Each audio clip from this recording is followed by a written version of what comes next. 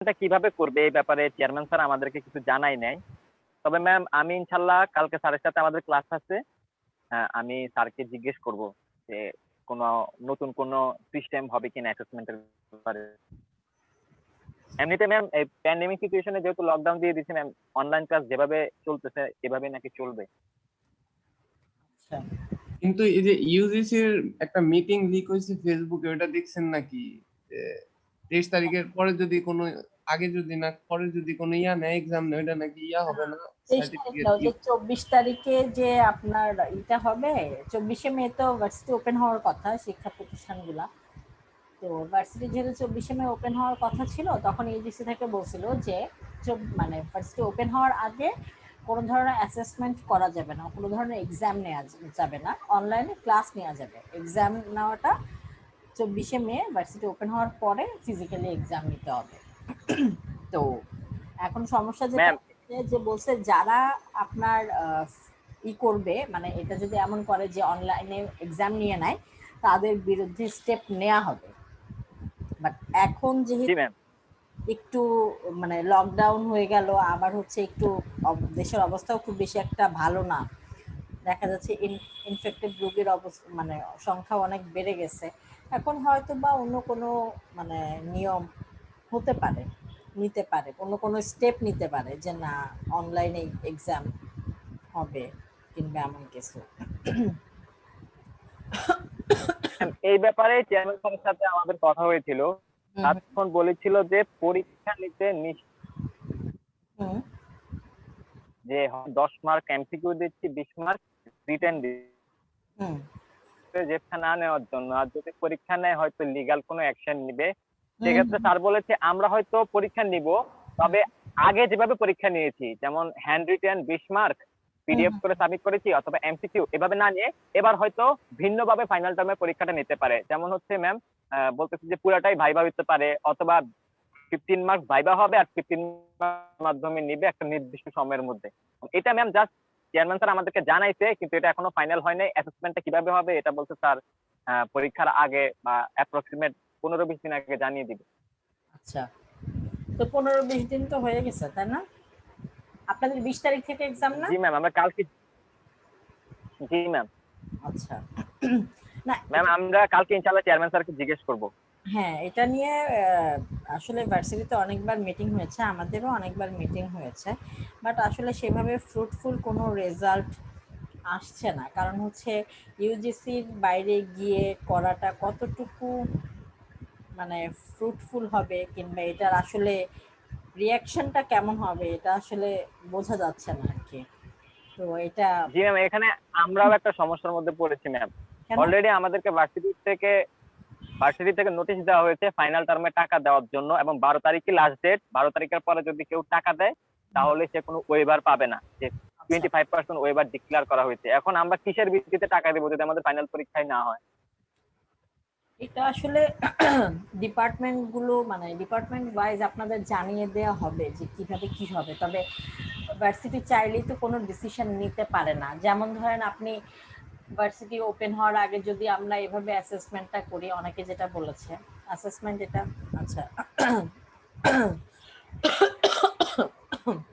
জি ma'am, আমাদের এই কোর্সের সিলেবাসটাই ফ্রুটফুলি ভালো মতো শেষ হয়েছে, আলহামদুলিল্লাহ আজকে শেষ হয়ে যাবে ম্যাম। বাকিগুলা মোটামুটি এভারেজ একটা জায়গায় আছে, মানে ম্যাম 60% 65% কভার আপ হয়েছে আর কি ম্যাম। আচ্ছা আচ্ছা, এমনিতেও তো মনে হয় এক আমাদের সপ্তাহ দুইজন ফ্যাকাল্টি অসুস্থ ছিল তো, ওহো, এই কারণে ক্লাস নিতে পারি নাই আচ্ছা ম্যাম। আচ্ছা, না ওটা সমস্যা নাই।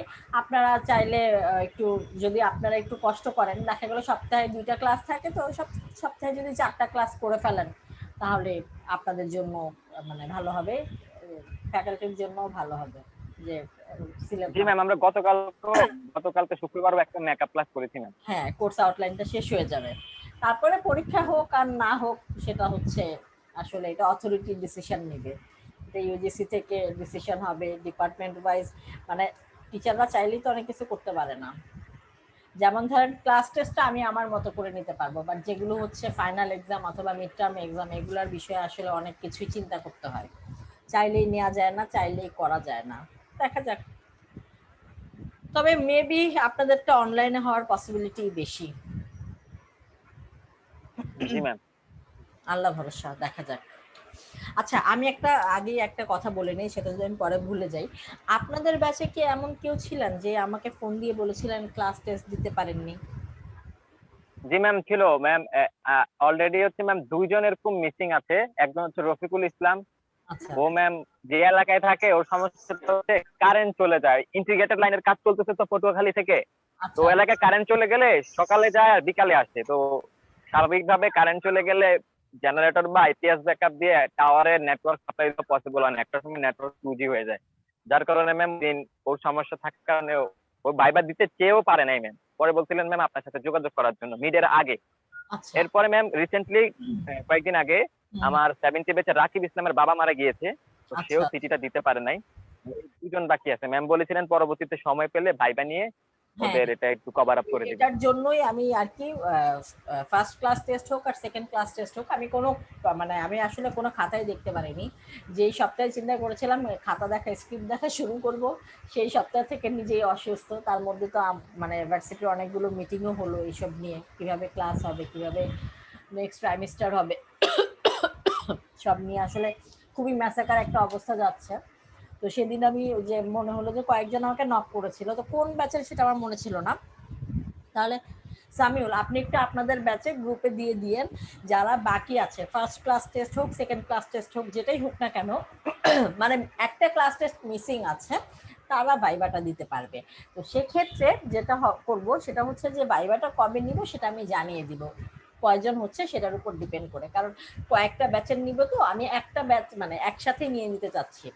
4-5টা ব্যাচের 3-4 জন করে থাকবে, তো আমি একটা টাইম দিয়ে দিব, সেই টাইমে আমি ভাইবাটা নিয়ে নিব। এখন আমি যে ভাইবাটা নিব, জি ম্যাম। আপনাদের ব্যাচের কয়জন সেটা আমাকে একটু জানিয়েন। আর আমরা তো ম্যাম মনে হয় আমার ক্লাস জি ম্যাম। পাবো, ক্লাস পাবো না 2-3টা? জি ম্যাম পাবো ম্যাম। সোমবার ক্লাস আছে, পরের সপ্তাহেও ক্লাস পাবো ম্যাম। আচ্ছা আচ্ছা 2টা। ম্যাম আচ্ছা, আমাদের আরো 3টা ক্লাস পাবো ইনশাআল্লাহ। তাহলে তো খুবই ভালো। আমি চেষ্টা করব, যদি এমন হয় তাহলে আমি চেষ্টা করব যে ক্লাস যে টাইমে আপনাদের ক্লাস সেই টাইমেই আর কি যদি নিয়ে নেই, তাহলে আর প্রবলেম হবে না। যদি আপনাদের সংখ্যা বেশি হয় আর কি, যে হ্যাঁ কয়েকজন বাকি আছে, তো সেক্ষেত্রে আর যদি 1-2 জন থাকে, আমি এমন একটা টাইম দিব, ওই টাইমে আর কি সব ব্যাচগুলোর একসাথে নিয়ে নিব। তাহলে হবে কি মার্কসগুলো এলোমেলো হবে না। যেমন গত ট্রাইমিস্টারে একটা হচ্ছে, উনি ক্লাস টেস্ট নিজে দেয় নাই, উনি ডেট, আমি বলেছিলাম যে ক্লাস টেস্ট নিব, ডেট দিয়েছিলাম, উনি কোনো কারণে জয়েন করতে পারেনি। আমি জুমের লিঙ্কই দিয়েছিলাম, উনি জয়েন করতে পারেনি, নেটওয়ার্ক প্রবলেম ছিল। এরপর আর কোনোভাবেই কমিউনিকেট করা গেল না। এখন উনি বলতেছে ওনাকে মার্কস দেওয়া হয় না। আমি বললাম যে না, অসম্ভব, এমন হওয়ারই কথা না যে আপনি মার্কস পাবেন আর আমি মার্কস দেইনি। বলে ম্যাডাম আপনি আমার ভাইবা নিয়েছিলেন। পরে আমি ভাইবার লিস্ট দেখে দেখলাম যে উনি এক্সাম মানে ভাইবা অ্যাটেন্ডই করতে পারেনি নেটওয়ার্কের কারণে। আমি আমার পাশে লিখে রেখেছিলাম যে নেটওয়ার্কের জন্য উনি ভাইবা দিতে পারেনি, কারণ আমাকে সেটা দেখতে হবে। পরে যখন ওনাকে বললাম তখন ওনার মনে পড়ছে, মানে আমি এত স্টুডেন্টের ক্লাস নিচ্ছি, ভাইবা নিচ্ছি, এক্সাম নিচ্ছি, আমার কাছ থেকে একটা মিসিং হতে পারে, উনি একটা ভাইবা দেয়নি সেটা ওনার মনে নেই। তো পরে তো আর মার্কস দেওয়া হয়নি। তো এই জন্য আমি এবার যখন ভাইবা নিব সবারগুলো একসাথে নিলে একসাথে মার্কসটা থাকবে, সমস্যা হবে না। আসলে আমার দিক থেকে তো সমস্যা হয়নি, আপনাদেরও আমি বলতে পারবো যে কোন কারণে আপনারা দিতে পারেননি, যদি কেউ দিতে না পারেন আর কি। তো জি ম্যাম। ম্যাম আমার ব্যাচে আমি নিশ্চিত আমার সাথে যোগাযোগ করেছে ম্যাম, বলেছিলেন আমাকে জানানোর জন্য। হুম হুম হুম হুম 2 জন ম্যাম। একজন হচ্ছে রাকিব ইসলাম, আরেকজন হচ্ছে রফিকুল ইসলাম। এর আচ্ছা মধ্যে আরেকজন আছে ম্যাম জুয়েল, যে হুম 71 ব্যাচে। সে সে সে মিস করছে কিনা সেটা আমি নিশ্চিত জানি না ম্যাম। ওইটা কনফার্ম হয়ে ম্যাম আপনাকে জানাবো। হ্যাঁ হ্যাঁ, ওটা আপনি একটু গ্রুপে দিয়ে দিয়েন, যারা আজকে ক্লাসে নেই তাদের মধ্যেও যদি কেউ থাকে তারা একটু দেখে নিবে, তারা আপনার সাথে যোগাযোগ করলে আপনি শুধু আমাকে লিস্টটা দিলেই হবে। তারপরে আমি সেই অনুযায়ী, যদি আপনাদের ব্যাচে একটু লোক সংখ্যা বেশি থাকে তাহলে আমি আপনাদের ক্লাস টাইমে নিয়ে নিব রিভিউ ক্লাসের পরে। আর যদি 1-2 জন হয় সেটা আমি ওই একটা টাইমে ঠিক করে সব ব্যাচেরগুলো একসাথে নিয়ে নিব। আচ্ছা, টপিক 8 থেকে টপিক 14 পর্যন্ত আমাদের শেষ হয়ে গেছে। এর মধ্যে কারো কোনো কোয়ারিজ আছে? মানে আজকে কি আমরা রিভিউ ক্লাস, আমি যেটা বলেছিলাম যে আপনারা একটু দেখে এসেন, আমরা একটু ডিসকাস করব, জি ম্যাম। আপনারা কি দেখে এসেছেন? অনেস্টলি বলেন। ম্যাম আমি অনেস্টলি ম্যাম টপিক 8, 9, 10, 11 পড়েছি ম্যাম। বাকিগুলা ম্যাম সত্যি পড়তে পারি নাই ম্যাম। আচ্ছা, না বাসায় একটু সবগুলো সমস্যা। একসাথে পড়ার কোনো প্রয়োজন নাই, কারণ আমাদের অনেক টাইম আছে, আমরা আরো 3টা ক্লাস পাবো। তো এত তাড়াহুড়ার কিছু নাই। এই যে টপিক 8 থেকে 11 পর্যন্ত দেখেছেন, এর মধ্যে কোনো কোয়ারিজ আছে যে এটা বুঝতে পারেননি কিংবা এটা একটু প্রবলেম হচ্ছে? না ম্যাম, এরকম কোনো প্রবলেম পাই নাই ম্যাম, আচ্ছা, আলহামদুলিল্লাহ ম্যাম। আর বাকিদের কি অবস্থা দেখেনই নাই? তো দেখছি ম্যাম, তারপরে মানে সমস্যা নাই। আচ্ছা, সমস্যা নাই, ভেরি গুড। হয় আমি খুব ভালো পড়াইছি, না হয় আমি যা পড়াইছি কিছুই বুঝেন নাই। আমি পড়াইছি মাথার অনেক উপর দিয়ে গেছে এজন্য। না ম্যাম, না বোঝার কিছু নাই তো। আচ্ছা, যদি না ম্যাম, থাকেন। ম্যাম আমাদের, হুম, বলেন ম্যাম, সরি ম্যাম। না না বলেন। ম্যাম আমাদের আগের বার যখন ফিনান্সিয়াল আর ম্যানেজারিয়াল অ্যাকাউন্টিং করেছিলাম তখন কোর্সটাকে একটু কঠিন লেগেছিল, বাট ওইটা পড়েছিলাম তো ম্যাম ঠিকঠাক ভাবে। ম্যাম যার কারণে ওই ফিনান্সিয়াল আর ম্যানেজারিয়াল অ্যাকাউন্টিং এর সাথে আমি ইকোনমিক্সের অনেক মিল পাইছি ম্যাম, কয়েকটা জায়গায় ম্যাথ গুলার মধ্যে ম্যাম। এই কারণে ম্যাম আমার বুঝতে তেমন অসুবিধা হয় নাই। সবগুলোই মানে এই দুইটা টপিকই হচ্ছে আপনার ইন্টার কানেক্টেড। আপনি যদি একটু, আর সবচেয়ে মানে ইকোনমিক্স এর বিষয়টা হচ্ছে এরকম যে আপনি যদি এটা রিয়েল লাইফের সাথে কোনোভাবে অ্যাড করতে পারেন। নর্মালি আমরা বইয়ের থেকে যেটা পড়ি কিংবা যেটা মেমোরাইজ করি কিংবা বইয়ের ভাষায় যদি আমরা পড়ি, সেটা কিন্তু আমাদের খুব বেশিক্ষণ মনে থাকার কথা না। সেটা আপনার হোক, সেটা আমার হোক, যারই হোক না কেন। কিন্তু যখন আমরা কোনো একটা জিনিসকে রিয়েল লাইফের সাথে অ্যাড করব, তখন দেখবেন এটা আপনার কিন্তু সবসময় মনে থাকবে। অনেক ইন্টারেস্টিং একটা টপিক মনে হবে যে হ্যাঁ, এটা তো আপনি ডেইলি করছেন, এমন কাজ তো ডেইলি আপনার সাথে ঘটছে। বাট যখন আমরা বই নিয়ে বসে থাকি, শুধু বইয়ের ভাষাই পড়তে থাকি, তখন জিনিসগুলো অনেক বেশি কঠিন মনে হয়। এবং আপনাদের যদি এটা একটু দেখতে ইচ্ছে হয়, আপনারা একটা কাজ করবেন, স্যামুসনের যেটা আপনাদের রেফারেন্স বুক আছে, স্যামুসনের ইকোনমিক্স এর বইটা একটু পড়বেন। দেখবেন খুবই বোরিং লাগবে। মানে ইকোনমিক্স এর সাবজেক্টে কিন্তু সবাই একটু বলে যে খুবই বোরিং একটা সাবজেক্ট। বোরিং যে কোনো কিছু আপনার তখন লাগবে যখন সেটা আপনি রিয়েল লাইফের সাথে অ্যাড করতে পারবেন না, কিংবা প্র্যাকটিক্যালি যেটা চিন্তা করবেন না, যে বইয়ে যা আছে সেই থিওরি নিয়েই বসে আছেন, তখন দেখবেন সবকিছু অনেক বেশি কঠিন এবং হচ্ছে খুবই বোরিং, মানে ইন্টারেস্টিং লাগবে না। আর যখন আপনি সেটাকে প্র্যাকটিক্যালি চিন্তা করবেন, প্র্যাকটিক্যালি এটাকে রিয়েলাইজ করবেন, তখন দেখবেন যে ওই জিনিসগুলো খুবই ইন্টারেস্টিং হয়। যেমন আমার মনে হয় আপনাদের টপিকটা তো খুবই ছোট, আপনাদের যে এক একটা টপিক পড়ানো হয়েছে সেই এক একটা কিন্তু এক একটা কোর্স। মানে আপনাদের যে টপিকগুলো পড়ানো হয়েছে, আপনাদের সব টপিক আসলে পড়ানোও হয়নি, অনেক টপিক স্কিপ করা হয়েছে। যেমন স্ট্যাটিস্টিক্স দেখানো হয়নি আপনাদের, তারপরে আপনাদের ম্যাথমেটিক্স টু ইকোনমিক্স, যে একটা ম্যাথের মার্কসই হচ্ছে 30 মার্কস, একটা ম্যাথ করলেই 30 মার্কস পাওয়া যাবে। তো ওইগুলো তো আপনাদের কিছুই পড়ানো হয়নি, জাস্ট সিম্পলি যেগুলো হচ্ছে যে না জানলেই না সেগুলো বলা হচ্ছে, এবং সেগুলো হচ্ছে খুবই ইন্টারেস্টিং এক একটা জিনিস, যেগুলো আসলে আমাদের সবসময় আমরা এগুলো করছি জানি, বাট এটা ফ্যাক্টরটা যে এই জিনিসগুলো দিয়ে হয় সেটা হয়তো আমরা জানতাম না, এগুলোই আমরা জেনেছি। আর আমি কিন্তু কখনো আপনাদের বলি না যে একদম বইয়ে যা আছে কিংবা হ্যান্ডআউটে যা আছে তাই লিখেন। ওইটা লিখলে কিন্তু আপনি আসলে ওই যতটুকু লিখবেন অতটুকুর মধ্যেই থাকবেন, এটার সাথে যে আপনি একটু কোনো কিছু কানেক্ট করবেন সেই কানেক্ট আপনি করতে পারবেন না। তো যখনই কোনো কিছু করবেন প্র্যাকটিক্যালি একটু চিন্তা করবেন, তাহলে দেখবেন যে সবকিছু অনেক ইন্টারেস্টিং মনে হচ্ছে। যেমন আপনাদের অ্যাকাউন্টিং এ তো মনে হয় এনপিভি ক্যালকুলেট করা দেখিয়েছে, আইআরআর ক্যালকুলেট করা দেখিয়েছে না? জি ম্যাম, দেখিয়েছে। হ্যাঁ, অ্যাকাউন্টিং এ তো এনপিভি ক্যালকুলেট করে দেখায়, কারণ হচ্ছে এনপিভিটা যেটা আমরা বলি যে নেট প্রেজেন্ট ভ্যালুটা হচ্ছে আমি এখন বসে 3 বছর পরে আমি কেমন রিটার্ন পেতে পারি, এবং এখন বসে এখনের টাকাটাকে আমি 3 বছর পরে কত টাকা হতে পারে, কত টাকা হলে আমার লস হবে না, সেটা আমি ক্যালকুলেট করছি। ওই অ্যাকাউন্টিং এর এই ম্যাথগুলো কিন্তু খুব ইন্টারেস্টিং। জি ম্যাম, এগুলো ম্যানেজারিয়াল অ্যাকাউন্টিং এ পড়ছিলাম ম্যাম হ্যাঁ ফাইনাল টার্মের সময়। হ্যাঁ, এবং আপনি চিন্তা করেন এই জিনিসগুলো কিন্তু আপনারা নর্মালি চিন্তা করেন না, যে এখন 1 লাখ জি টাকা ম্যাম। রাখলে, যে ব্যাংকের জিনিসটাই কিন্তু এটা, যে এখন আমি 1 লাখ টাকা রাখলে কেন আমাকে 1,20,000 টাকা দিবে, কারণ কি? কারণ এখানে তো আমার ইনভেস্টমেন্ট শুধু এই 1 লাখ টাকাই, আমি তো কোনো কষ্ট করছি না। এই 20,000 টাকা যেটা আমরা খুব খুশি হয়ে যাই অ্যাজ এ ক্লায়েন্ট, যে আমাকে 1 লাখ টাকায় 20,000 টাকা দেওয়া হচ্ছে, আসলে কিন্তু আমাকে টাকা বেশি দেওয়া হয় নাই। এখনকার 1 লাখ টাকা ইজ ইকুয়াল টু 3 বছর পরে 1,20,000 টাকা। আমাকে এই 1 লাখ টাকার রিয়েল ভ্যালু দেওয়া হয়েছে, বাট আমরা খুব খুশি হয়ে যাই যে আমাকে 20,000 টাকা এমনি এমনি দেওয়া হয়েছে, আমাকে এমনি এমনি দেওয়া হয়নি। এখন 1 লাখ টাকায় 5টা প্রোডাক্ট কিনতে পারবো, 3 বছর পরে 1,20,000 টাকায় ওই 5টা প্রোডাক্ট কিনতে পারবো, দ্যাটস ওয়াই আমাকে ওই 20,000 টাকা দেওয়া হয়েছে, আর কিছুই না। বাট আমরা তো খুব খুশি হয়ে যাই যে আমাদের 20,000 টাকা এক্সট্রা দিয়ে দিচ্ছে। আমিও খুশি হয়ে যাই বসে বসে কোনো কাজ না করেই 20,000 টাকা এক্সট্রা চলে আসছে উইথ প্রিন্সিপাল অ্যামাউন্ট, এটা অনেক বড় একটা বিষয়। বাট আসলে কিন্তু আমাকে এক্সট্রা কোনো টাকা দেয়া হয়নি। আচ্ছা, টপিক 15টা হচ্ছে আপনার ইকোনমিক গ্রোথ এবং ইকোনমিক ডেভেলপমেন্টের উপরে।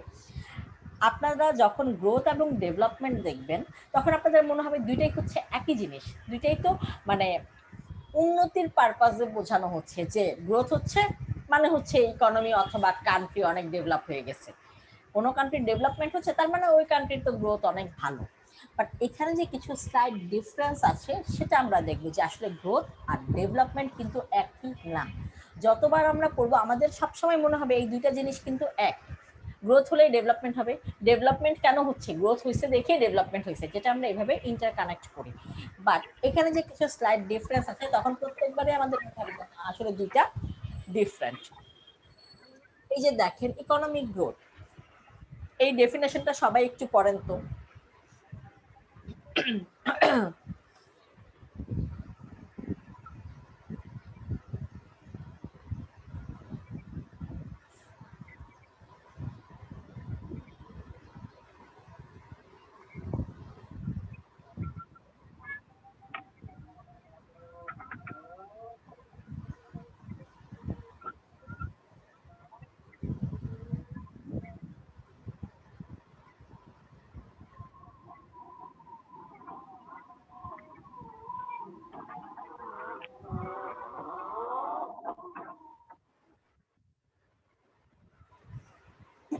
ইকোনমিক গ্রোথের যে ডেফিনেশনটা দেয়া আছে সেটা পড়ে কি মনে হচ্ছে বলেন তো একটু। ম্যাম হচ্ছে দেশের মানে হচ্ছে ম্যাম জিডিপি এবং জিএনপি যদি বেড়ে যায় ওইটার গ্রোথটাই মান ম্যাম, ইয়ারলি যদি বেড়ে যায়। আচ্ছা আচ্ছা, এখানে বোঝানো হচ্ছে, যদি আমি বলি এক কথায়, এটা হচ্ছে আপনার ন্যাশনাল ইনকাম বলেন, জিডিপি বলেন, জিএনপি বলেন, এক কথায় নিউমারিক্যাল নাম্বারগুলো আইডেন্টিফাই করে হচ্ছে ইকোনমিক গ্রোথ। ইকোনমিক গ্রোথ কিন্তু এক ইয়ারের সাথে আরেক ইয়ারের কম্পেয়ার করলে আমি পাবো, তাই না, যে গত বছর জিডিপি কেমন ছিল, এ বছর জিডিপি কেমন আছে, অথবা আমি যদি চাই গত বছরের জিডিপি কেমন ছিল আর তার 3 বছর আগের জিডিপি 2015 এর জিডিপি কেমন ছিল, এইভাবে আমরা দেখতে পারি না যে আসলে কোন বছরের ইকোনমিক গ্রোথ কেমন ছিল। এক কথায় ইকোনমিক গ্রোথ দিয়ে বোঝানো হচ্ছে জাস্ট নিউমারিক্যাল নাম্বারগুলো যে আমরা পাই, সেটা জিডিপি হতে পারে, জিএনপি হতে পারে, এনএনপি হতে পারে, আপনার ন্যাশনাল ইনকাম হতে পারে, পার ক্যাপিটা ইনকাম হতে পারে, এগুলো এক বছরের সাথে আরেক বছরে কম্পেয়ার করলেই কিন্তু আমরা বুঝতে পারবো যে আসলে ওই কান্ট্রির ইকোনমিক গ্রোথ কেমন হয়েছে, সেটা কি ইনক্রিজিং টু ইনক্রিজিং না ডিক্রিজিং টু ইনক্রিজিং। এই জিনিসগুলো আমরা ইকোনমিক গ্রোথ দিয়ে বুঝতে পারি। আচ্ছা, তাহলে ডেভেলপমেন্ট কি, ডেভেলপমেন্টের ডেফিনেশনটা একটু পড়েন তো।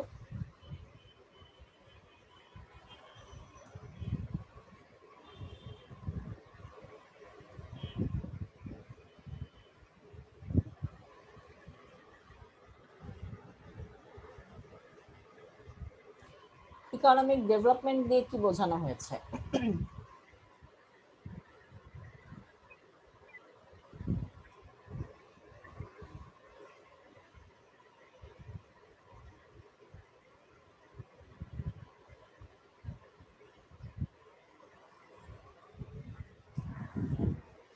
ম্যাম এখানে ইকোনমিক ডেভেলপমেন্ট বলতে ম্যাম নতুন প্রযুক্তি ব্যবহার করে আমাদের যে কৃষি ভিত্তিক উৎপাদন ব্যবস্থা আছে ওইটা ইন্ডাস্ট্রি ভিত্তিক উৎপাদন ব্যবস্থায় উপনীত করা। আচ্ছা, এখানে তো যেটা আমাদের এগ্রিকালচার বেসড ইন্ডাস্ট্রি বেসড এটা বোঝানো হয়েছে, এটা কিন্তু আমরা এইভাবেও বলতে পারি, এগ্রিকালচার এবং ইন্ডাস্ট্রি এটা বলা হয়েছে একদম কি বলবো আপনার ইকোনমিক গ্রোথ অথবা ইকোনমিক ডেভেলপমেন্ট অথবা একটা কান্ট্রি অথবা একটা ইকোনমির বেস, যেটা যে বেস হচ্ছে কি এগ্রিকালচার সেক্টর, সেখান থেকে চেঞ্জটাকে আমরা ডেভেলপ বলছি। এটা কিন্তু আমরা এভাবেও বলতে পারি যে আমার যে ইন্ডাস্ট্রিগুলো ছিল সেখানে ম্যানুয়ালি প্রোডাকশন করতাম, এখন আমি অটোমেটিক ওয়েতে প্রোডাকশন করছি, তো আমার প্রোডাকশন কখন বেশি হবে, যখন ম্যানুয়ালি করব তখন, না যখন অটোমেটিক ওয়েতে করব তখন। ম্যাম অটোমেটেড ওয়েতে করলে ম্যাম তার মানে হচ্ছে আমার ম্যান পাওয়ারও কম লাগবে ম্যাম, উৎপাদনও বেশি হবে। বেশি হবে এবং হচ্ছে আমার ডেভেলপ হয়েছে, মেন ফ্যাক্টরটা জি এখানে ম্যাম। আমি বোঝাবো আমার ডেভেলপমেন্ট হয়েছে আমার কোম্পানির, যে আমি ডেভেলপ করেছি প্রোডাক্টিভিটিতে, সেটা কিভাবে করেছি, মানে চেঞ্জটা অবশ্যই কি হবে, যে কোনো কিছুর চেঞ্জটা যেন চেঞ্জ কিন্তু আপনার ডিক্রিজিংও হতে পারে, এখানে ইনক্রিজিং বোঝানো হবে ডেভেলপমেন্টের ক্ষেত্রে, যে হ্যাঁ উন্নতি হয়েছে আমার ওই পার্টিকুলার একটা ফ্যাক্টর হতে পারে, পার্টিকুলার একটা কান্ট্রির ক্ষেত্রে যদি বলি যে পার্টিকুলার ওই কান্ট্রির ক্ষেত্রে আগে ডেভেলপিং ছিল সেটা ডেভেলপ হয়েছে, অথবা আগে আন্ডার ডেভেলপ ছিল সেটা এখন ডেভেলপিং কান্ট্রিজ হয়েছে, মানে চেঞ্জটা কি হয়েছে, ডেভেলপ পারপাজে হয়েছে। এখানে যে বিষয়টা হচ্ছে, এখন আমাকে বলেন তো যে ইকোনমিক গ্রোথ আর ইকোনমিক ডেভেলপমেন্টের মধ্যে তাহলে পার্থক্যটা কি থাকলো কিংবা কি হলো? ম্যাম ইকোনমিক গ্রোথ হচ্ছে টোটাল ম্যাম আমার জিডিপি জিএনপি বা ন্যাশনাল ইনকাম এটা বৃদ্ধি পাওয়া বা বেড়ে যাওয়া। আর হচ্ছে ম্যাম ইকোনমিক ডেভেলপমেন্ট হচ্ছে ম্যাম আমার উৎপাদন ব্যবস্থা, আমার টোটাল যে উৎপাদন ব্যবস্থা সেটা বৃদ্ধি পাওয়া টেকনোলজির সাহায্যে। আচ্ছা, আর আমি যদি খুব সহজভাবে বলি, ইকোনমিক গ্রোথ হচ্ছে কোয়ান্টিটেটিভ মেথড, যেটা বারবার বলছি নিউমারিক্যাল একটা ফ্যাক্টর, যে আমার কাছে, আচ্ছা যেমন ধরেন এই ইকোনমিক ডেভেলপমেন্ট আর ইকোনমিক গ্রোথ বাদ দেন, আমি আমার স্ট্রাকচার বলি, যে আমার ইকোনমিক গ্রোথ মানে কি হবে, যে আমার স্যালারি ইনক্রিজ করাই তো মানে আমার ইকোনমিক গ্রোথ হয়েছে। যদি আমরা ইন্ডিভিজুয়াল পার্সপেক্টিভে বলি যে আমার স্যালারি আগে ছিল 10,000 টাকা, এখন 20,000 টাকা হয়ে গেছে, এটা কি আমার ইকোনমিক গ্রোথ হয়েছে না? জি ম্যাম। নিউমারিক্যাল নাম্বার যে ফ্যাক্টরগুলো ছিল সেটা কিন্তু ইনক্রিজ করেছে। আচ্ছা, তাহলে এখানে ইকোনমিক ডেভেলপমেন্টটা কি হবে, 10,000 টাকায় আমি যে ধরনের কনজাম্পশন প্যাটার্ন ছিল, যে ধরনের লাইফস্টাইল ছিল, যেহেতু আমার স্যালারি ডাবল হয়ে গিয়েছে, তাহলে কি আমার লাইফস্টাইল, আমার কনজাম্পশন প্যাটার্ন এগুলো চেঞ্জ হয়ে যাবে না, ডাবল হয়ে যাবে না? জি ম্যাম। মানে কি বেটার হয়ে যাবে, ডাবল হয়ে যাওয়া মানে হচ্ছে আমার বেটার। সহজ হয়ে যাবে। হ্যাঁ, তো বেটার অপশনগুলো আমি চুজ করব, এইটা কি ইকোনমিক ডেভেলপমেন্ট, তাই না? জি ম্যাম। আচ্ছা, এই ইকোনমিক ডেভেলপমেন্টটা কি সিনারিও, আমার ইকোনমিক গ্রোথ হয়েছে, মানে ধরেন আপনি আমি একসাথে জব করছি, আপনি কিন্তু জানেন আমার স্যালারি ইনক্রিজ করেছে, তো আপনি যেহেতু জানেন আমার স্যালারি ইনক্রিজ করেছে, তার মানে আমার ইকোনমিক গ্রোথটা ইনক্রিজ করেছে। এখন আপনি কি এটা বলতে পারেন যে আমার ইকোনমিক গ্রোথ মানে আমার স্যালারি ইনক্রিজ করেছে বলে আমার ইকোনমিক ডেভেলপমেন্ট হয়েছে? এটা কি আপনি বলতে পারেন? জি ম্যাম। না, পারেন না। কেন ম্যাম? কারণ হচ্ছে, ধরেন আগে আমার যখন 10,000 টাকা স্যালারি ছিল, 10,000 না, ধরেন আগে আমার 50,000 টাকা স্যালারি ছিল, এখন এটা 1 লাখ হয়ে গেছে। আগে আমি লেগুনাতে যাওয়া আসা করতাম, আমার স্যালারি ডাবল হয়ে যাওয়ার পরেও আমি লেগুনায় যাওয়া আসা করি, আমার ইকোনমিক ডেভেলপমেন্ট আপনি কোত্থেকে দেখলেন? আগে যা ছিলাম তাই তো করতেছি। আগে আমি আমার লাইফ স্ট্যান্ডার্ড পরিবর্তন হয় নাই ম্যাম। হ্যাঁ, এক্স্যাক্টলি। এইটা বলার কারণ হচ্ছে ইকোনমিক গ্রোথ হওয়া মানেই ইকোনমিক ডেভেলপমেন্ট হওয়া না, মানে কোনো একটা কান্ট্রির গ্রোথ হওয়া মানেই তার ডেভেলপমেন্ট হবে, এটা কিন্তু আমরা বলতে পারি না। আর ডেভেলপমেন্ট কি আমি সিনারিও দেখে বুঝবো। সিনারিওটা কি হতে পারে, যে আমার স্যালারি ডাবল হয়ে গেছে, আগে আমি লেগুনায় চলাফেরা করতাম, এখন আমি উবারে করছি, আপনি কিন্তু দেখতে পাচ্ছেন, এটা কিন্তু সিনারিও, চেঞ্জটা আপনি দেখতে পাচ্ছেন। আগে আমি যে ধরনের ড্রেস ওয়্যার করতাম, এখন আমি তার থেকে ডাবল অথবা তার থেকে অনেক এক্সক্লুসিভ অথবা অনেক এক্সপেন্সিভ কোনো ড্রেস আমি ওয়্যার করছি। এই যে চেঞ্জটা কি আপনি দেখে বুঝতে পারছেন না সিনারিওটা? জি ম্যাম। এই জিনিসটা হচ্ছে ইকোনমিক ডেভেলপমেন্ট। বাট এমন কিন্তু কোনো কথা নাই যে আমার ইকোনমিক গ্রোথ ইনক্রিজ করলেই আমার ইকোনমিক ডেভেলপমেন্ট হবে। ইকোনমিক ডেভেলপমেন্ট বলতে বারবার বলছি, সেটা হচ্ছে কি একটা সিনারিও, এটা কোয়ালিটেটিভ মেথড, যে আসলে আমার আশপাশ দেখে বোঝা যাবে যে আমার ডেভেলপমেন্ট হয়েছে কি হয়নি সেখানে। এখন ধরেন আপনি কি 1 বছর অথবা এখন এটা যদি আমরা একটা কান্ট্রির পার্সপেক্টিভে বলি, তাহলে এটা যদি এইভাবে চিন্তা করি যে 1 বছরে কিন্তু আমি দেখে বললাম যে গত বছর জিডিপি কেমন ছিল, এই বছরের জিডিপি কেমন, আমি চেঞ্জ বুঝতে পারলাম না যে কোনটা বেশি কোনটা কম। বাট 1 বছরের সিনারিও দেখে কি ইকোনমিক ডেভেলপমেন্ট বলা পসিবল? না ম্যাম। না ম্যাম, বলা পসিবল। এখন এই ইকোনমিক ডেভেলপমেন্টটা যদি আমাদের দেখতে হয়, মিনিমাম 5 বছর আগের থেকে এই বছরের সাথে আমাদের কম্পেয়ার করতে হবে, যে বাংলাদেশে 5 বছর আগে মিনিমাম, তার থেকে অনেক বেশি সিনারি। আমরা যখন ইকোনমিক ডেভেলপমেন্ট দেখি, আমরা মানে কি বলবো, গভর্নমেন্ট যখন সিনারিওটাকে স্ট্যাটিস্টিক্যালি প্রুফ করতে চায়, তখন সেটা মিনিমাম 10 থেকে 15 বছর সে নেয়। বাট মিনিমাম 5 বছর আগে গিয়ে আপনাকে দেখতে হবে 5 বছর আগে বাংলাদেশের সিনারিও কেমন ছিল আর 5 বছর পরে বাংলাদেশের সিনারিওটা কেমন। তাহলে আপনি বুঝতে পারবেন যে আসলে বাংলাদেশের ডেভেলপমেন্ট পারপাসে কতটুকু ইনক্রিজ করেছে আর কতটুকু করে। বুঝতে পেরেছেন? জি ম্যাম। তাহলে আমি হ্যাঁ একটু বলি ম্যাম, হ্যাঁ শিওর। আমি যতটুকু বুঝছি। হুম ম্যাম হচ্ছে আমার 5 বছর আগে স্যালারি ছিল 50,000 টাকা। হুম কিন্তু ম্যাম আমার এখন স্যালারি 1 লক্ষ টাকা। হুম আমি 5 বছর আগে লেগুনাতে 10 টাকা ভাড়া দিয়ে যেতাম, কিন্তু এখন আমি লেগুনাতে 25 টাকা ভাড়া দিয়ে যাচ্ছি। হুম আলটিমেটলি ম্যাম এখানে আমার স্যালারি বেড়েছে, একইভাবে আমার খরচও বেড়েছে। হুম। এক্ষেত্রে কি আমরা বলতে পারি এখানে আমাদের ইকোনমিক গ্রোথ বেড়েছে কিন্তু ডেভেলপমেন্ট হয় নাই? হ্যাঁ, এটা আমরা বলতে পারি, কারণ আপনি তো চেঞ্জ করেননি, আপনার লাইফস্টাইলটা আপনি চেঞ্জ করেননি, আপনি কিন্তু লেগুনাতেই চড়ছেন। আচ্ছা, আমি আরেকটু ইজি ভাবে আপনাদের বলি। যেমন ধরেন ইন্ডিয়ার ওভারঅল জিডিপি আমাদের থেকে বেশি। আমি ইন্ডিয়ার ওভারঅল জিডিপি নিয়ে কথা বলবো না, আমি জাস্ট কথা বলবো ধরেন কলকাতা একদম বাংলাদেশের সাথেই কিন্তু। তো আমরা যদি কলকাতাকে একটা স্টেট তো না, একটা কান্ট্রি হিসেবে যদি আমরা কনভার্ট করে নিই, আর বাংলাদেশকে যদি একটা, কলকাতার সমানই বাংলাদেশ, একটু কম বেশি আর কি। তো আর বাংলাদেশকে আমরা একটা দেশ হিসেবে নিলাম, এই দুইটা দেশকে অথবা এই দুইটা কান্ট্রিকে আমরা কম্পেয়ার করি যে কোন দেশের ইকোনমিক গ্রোথ বেশি আর কোন দেশের ইকোনমিক ডেভেলপমেন্ট বেশি। আচ্ছা, আমাকে একটু বলেন তো, বাংলাদেশের ইকোনমিক গ্রোথ বেশি না ইকোনমিক ডেভেলপমেন্ট বেশি? ইন জেনারেল স্ট্যাটিস্টিক্যালি কিছু। ম্যাম ইন জেনারেল ম্যাম বাংলাদেশের ইকোনমিক গ্রোথ বেশি কিন্তু ডেভেলপমেন্ট বেশি না। আচ্ছা, এটার সাথে আর ইন্ডিয়ারটা, সরি কলকাতা, কলকাতারটা, কলকাতাটাও ম্যাম কলকাতায় একই মানে রকম। ডেভেলপ বেশি, কলকাতায় ম্যাম মানে কলকাতা গ্রোথ ম্যাম বেশি ম্যাম, ইকোনমিক গ্রোথ বেশি, ডেভেলপমেন্ট মানে বেশি কম। না ম্যাম বাংলাদেশের মধ্যে। তবে ম্যাম দুইটা তুলনা করলে বাংলাদেশের এভারেজ অবস্থান কলকাতা থেকে ভালো। এটা আমার পয়েন্ট অফ ভিউ। আচ্ছা, সবাই কি একমত? জি ম্যাম। আচ্ছা, সবাই একমত। আমি আপনাদের সাথে এক জায়গায় একমত, আরেক জায়গায় একমত না। বাংলাদেশের ইকোনমিক গ্রোথ আর কলকাতার ইকোনমিক গ্রোথ দুইটা সেম না। কলকাতার ইকোনমিক গ্রোথ বেশি কম্পেয়ার টু বাংলাদেশ, আর ইকোনমিক ডেভেলপমেন্ট হচ্ছে বাংলাদেশের বেশি, কলকাতার কম। আমার পয়েন্ট অফ আচ্ছা ম্যাম। ভিউর সাথে কে কে একমত বলেন? জি ম্যাম, এক হওয়া যায় ম্যাম। আচ্ছা, কেন? এখানে সিম্পল বিষয়টা হচ্ছে যে বাংলাদেশের মানুষ একটু আরামপ্রিয়।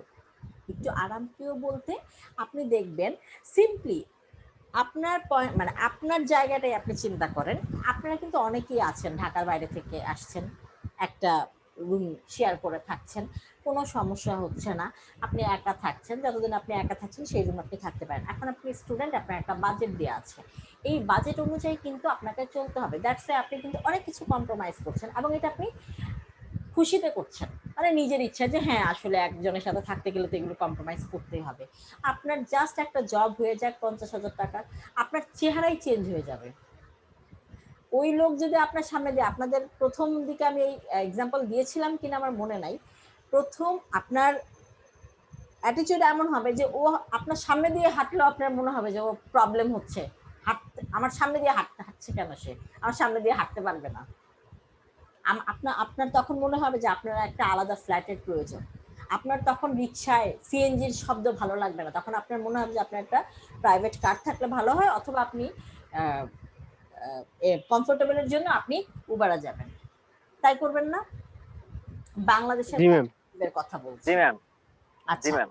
আচ্ছা, এখন ধরেন আপনাকে আগে 10,000 টাকা দিয়ে হতো বাসা থেকে, ওই 10,000 টাকা থেকে কিন্তু আপনি ধরেন খুব কষ্ট করে বই খাতা একটু কম কিনে ফটোকপি করে সেখান থেকে আপনার নিজের জন্য আপনি 1-2 হাজার টাকা রেখে দিতেন, যে এইটা আপনি কোনো একটা কিছু কেনার ইচ্ছা, সেটা আপনি আস্তে আস্তে সেভ করছেন, এমন কিছু, যেটা আমরা স্টুডেন্ট লাইফে সবাই করেছি।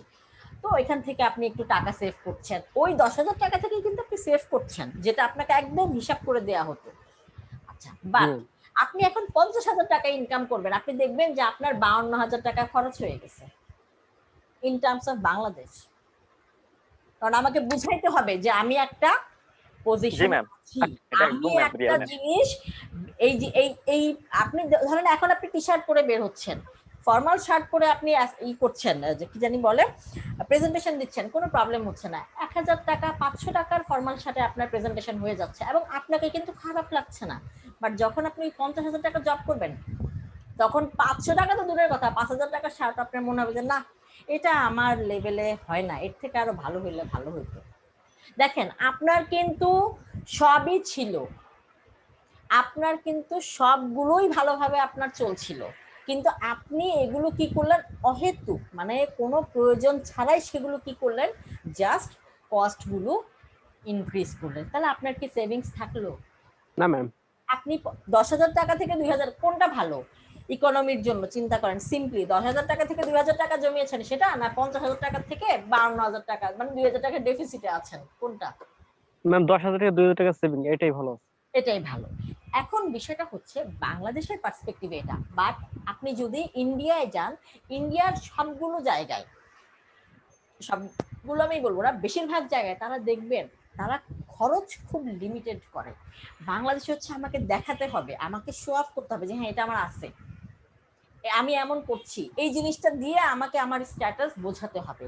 বাট ইন্ডিয়ায় কিন্তু, ইন্ডিয়া বলছি কেন, শুধু কলকাতায় পাশের যেখানে আপনি হাঁটতে হাঁটতে যেতে পারবেন সেইখানে কিন্তু এরকম না। তারা দেখবেন আধা ঘন্টা 1 ঘন্টা ধরে হেঁটে তারা তাদের যেখানে যাওয়ার জায়গা সেখানে যাচ্ছে, অথচ তাদের কিন্তু ধরেন 10 টাকা মানে 10 রুপি অথবা 20 রুপি বাঁচছে। বাট আমরা কিন্তু ধরেন বাসা থেকে নেমে আগে রিক্সায় উঠতে হবে, হাঁটা তো সম্ভবই না। সম্ভব আমাদের দ্বারা? আমরা কি কখনো হাঁটি?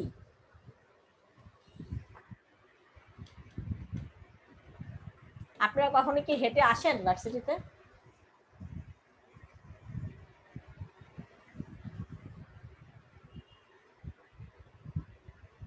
আসছেন কেউ?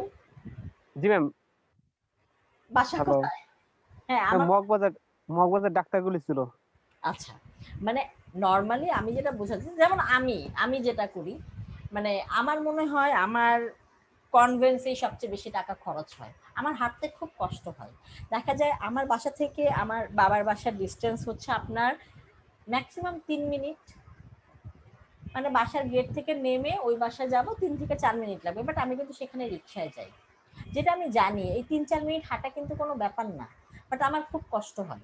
এটা এটা এটা খুবই খারাপ একটা দিক, বাট এটা আমি পারি না। তখন দেখা যায় এই 3-4 টাকার জন্য আমি কিন্তু 20 টাকা খরচ করছি। বাট এটা যদি আপনি অন্য দেশের সাথে, জাস্ট কলকাতার সাথে অথবা ইন্ডিয়ার কারোর সাথে, আপনি ইন্ডিয়ার কোনো একটা স্টেটের সাথে কম্পেয়ার করেন, তারা কিন্তু এই 20 টাকা বাঁচানোর জন্য 3 মিনিট না, তারা কিন্তু আপনার 2 মাইলও হাঁটতে রাজি, যেটা আমরা করি না। আমাদের কিন্তু সেভিংস কম, ডেভেলপমেন্ট আমরা অনেক দেখাচ্ছি, বাট আমাদের ডেভেলপমেন্টটা এমন হয়ে গেছে যেটা আসলে আমাদের জন্য শো অফ করা হয়ে যায় বাংলাদেশের পার্সপেক্টিভে। বিষয়টাকে আমি বোঝাতে পেরেছি জি ম্যাম। যে আমাদের ইকোনমিক গ্রোথ ইন্ডিয়া থেকে কম, বাট আমাদের ইকোনমিক ডেভেলপমেন্টটা বেশি। তাদের কিন্তু গ্রোথ বেশি। গ্রোথটা কিভাবে বেশি? তারা ধরেন খালি সেভ করছে, ঠিক আছে, সেভিংসটা তাদের বাড়ছে।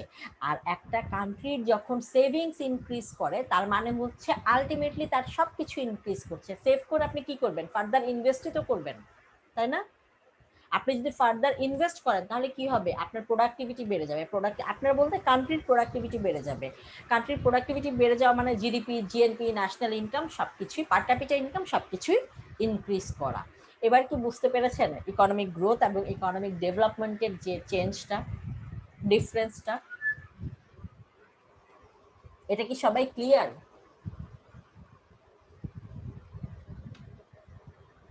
Yes ma'am. আমার কথা কি কেটে কেটে যাচ্ছে আপনাদের কাছে? না ম্যাম, শোনা যাচ্ছে। এখন আমরা একটা এই যে দেখেন ইকোনমিক গ্রোথ এবং ইকোনমিক ডেভেলপমেন্টের একটা ডিফারেন্স দেয়া আছে, ডিফারেন্স বিটুইন ইকোনমিক গ্রোথ আর ইকোনমিক ডেভেলপমেন্ট। আপনারা সবাই এটা একটু দেখেন। কি ব্যাপার, আমার কি ল্যাপটপ হ্যাং হয়ে গেল নাকি?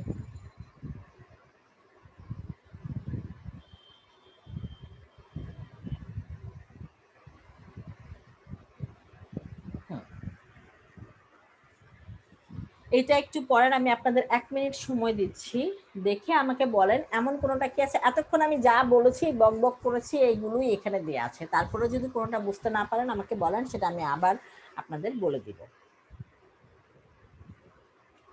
আচ্ছা আমি একটু বলি, মিনিং দিয়ে আপনাদের এখানে ডেফিনেশন দুইটাই দেয়া আছে। কনসেপ্ট হচ্ছে ন্যারো আর ব্রড। ন্যারো আর ব্রড বলতে এখানে বোঝানো হয়েছে ইকোনমিক গ্রোথ হওয়া মানেই যে ইকোনমিক ডেভেলপমেন্ট হওয়া না, এই জন্য এই ইকোনমিক ডেভেলপমেন্টটা হচ্ছে আপনার ব্রড সেন্সে বোঝানো হয়েছে। ব্রড সেন্স বলতে যে আপনার যে ইকোনমিক গ্রোথটা হচ্ছে সেটা আপনি কিভাবে ডেভেলপমেন্ট পারপাজে খরচ করে আপনার কান্ট্রির ডেভেলপমেন্ট করছেন। আর স্কোপ বলতে যে এখানে ইনক্রিজিং এ যে জিডিপি জিএনপি সেটা ইনক্রিজিং টু ইনক্রিজিং হোক অথবা ডিক্রিজিং টু ইনক্রিজ, মানে ইনক্রিজিং ইন্ডিকেটরটা বোঝানো হচ্ছে। আর ইকোনমিক ডেভেলপমেন্ট হচ্ছে কিনা এটা বোঝানোর জন্য যে সিনারিও গুলো আছে এই সিনারিও গুলো দেখানো হয়েছে। টার্মস হচ্ছে কি শর্ট টার্ম। শর্ট টার্ম বলতে এখানে বোঝানো হচ্ছে যে এক ইয়ারের সাথে আরেক ইয়ার কম্প্যারিজনে আমরা বুঝতে পারছি। লং টার্ম বলতে যে এটার প্রসেসটা লং টার্ম বলতে যে কোনো কিছুই কিন্তু আপনার এই যে ধরেন এই যে পোভার্টি রেটস বলেন অথবা লিটারেসি রেট বলেন, এগুলি কি এক বছরের সাথে আরেক বছরে কম্পেয়ার করলে বোঝা যাবে যে লিটারেসি যে রেটটা সেটা কি ইনক্রিজ করেছে না ডিক্রিজ করেছে, কত পার্সেন্ট ইলিটারেট আছে কত পার্সেন্ট লিটারেট আছে, এটা কি এক বছরের কম্প্যারিজনে বোঝা পসিবল? না ম্যাম। এটা কিন্তু আপনার সময় সাপেক্ষ, এজন্য এটাকে লং টার্ম প্রসেসটা বলা হয়েছে। পোভার্টি রেটস যেটা সেটাকে আপনি এক বছরের সাথে আরেক বছরে কম্পেয়ার করলে বুঝবেন যে গত বছর দারিদ্রতার রেট কেমন ছিল এই বছর কেমন, এক বছরে কিন্তু কোনো কিছুই চেঞ্জটা বোঝা যাচ্ছে না। এটা যদি আপনি 10 বছরে কম্পেয়ার করেন, হ্যাঁ 10 বছর আগে লিটারেসি অথবা পোভার্টি রেটটা এমন ছিল, 10 বছর পরে এই ধরনের চেঞ্জ হয়েছে, মানে কমে গেছে, রেটটা কমে যাওয়াই তো ডেভেলপমেন্ট হয়েছে এখানে। আচ্ছা এটা হচ্ছে আপনার দেখেন ডেভেলপড ইকোনমিজ, এটা হচ্ছে ডেভেলপিং ইকোনমিজ। আচ্ছা এখানে বিষয়টা এমন বোঝানো হয়েছে যে ডেভেলপ যে কান্ট্রিজ গুলো সেখানে কিন্তু আসলে আপনার ডেভেলপ করার আর কিছু থাকে না, সবকিছু তো ডেভেলপ, এই জন্যই তো সেটা ডেভেলপড কান্ট্রি অথবা ডেভেলপ কান্ট্রিজ। তো সেখানে কিন্তু আপনার খরচ করার মানে এই যে প্রোডাক্টিভ সেক্টরে অথবা ডেভেলপমেন্ট পারপাসে খরচ করার কোনো ওয়ে থাকে না, সেটা হচ্ছে আপনার ইকোনমিক গ্রোথটা হায়ার দেখায় সেই কান্ট্রিগুলোতে। আর এই ইকোনমিক ডেভেলপমেন্টের যেটা সেটা হচ্ছে কি ডেভেলপিং ইকোনমিজ, মানে হচ্ছে যে যেসব কান্ট্রিগুলো আন্ডার ডেভেলপ আছে অথবা ডেভেলপিং কান্ট্রিজগুলো আছে সেইখানে আসলে আপনার কি হচ্ছে এই ইকোনমিক ডেভেলপমেন্টটা করা হচ্ছে। আর ডেভেলপ কান্ট্রিজে তো অলরেডি সবকিছু ডেভেলপ হয়েই আছে, সেখানে তো আর ডেভেলপ করার মতো কিছু নাই। তারপর হচ্ছে upward movement in national income. আচ্ছা জিডিপি জিএনপি ন্যাশনাল ইনকাম এগুলো যখন ইনক্রিজিং থাকবে তখন ইকোনমিক গ্রোথটাও কি হবে, ইনক্রিজিং রেটই শো করবে। এই যে upward movement in real national income.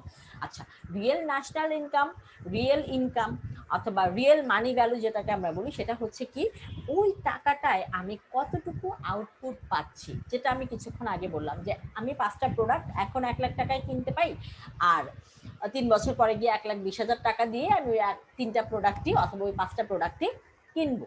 So এই যে সেম টাকা মানে টাকার পরিমাণটা বেড়ে গেল বাট আউটপুট অথবা ইউটিলিটি সেম থাকলো, এই জিনিসটা হচ্ছে রিয়েল ন্যাশনাল ইনকাম বোঝানো হচ্ছে।